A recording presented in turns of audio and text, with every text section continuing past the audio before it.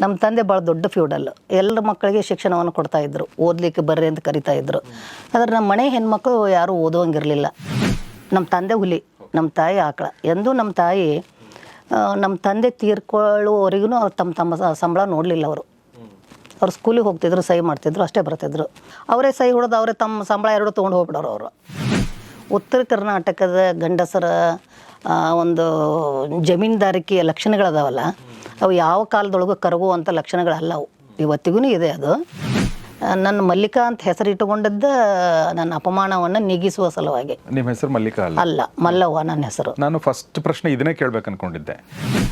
ಬಾಗಲಕೋಟೆಯಲ್ಲಿ ಒಬ್ರು ಹಿಂಗೆ ಲಾಯರ್ ಅದಾರಲ್ರಿ, ಅಲ್ಲೇ ಧಾರವಾಡದಲ್ಲಿ ಒಬ್ಬರು ಹಿಂಗೆ ಡಾಕ್ಟರ್ ಅದಾರಲ್ಲ, ಗಂಟಿ, ಅವ್ರು ಏನಾಗಬೇಕು ನನಗೆ ಅನಿಸುತ್ತೋ ಇವ್ರ ಜಾತಿಗೆ ಬೇಕಾಗೈತಿ ಇವರಿಗೆ ಅಂತೇಳಿ. ಅದಕ್ಕೆ ನಾನು ನಿಮ್ಮ ಜಾತಿ ಗಂಟಿ ಅಲ್ಲ, ನಾನು ಕುರುಬರ ಗಂಟಿ. ಯಾಕೆ ಸುಮ್ಮನೆ ಸುತ್ತಿ ಬಳಸಿ ಕೇಳ್ತೀರಿ?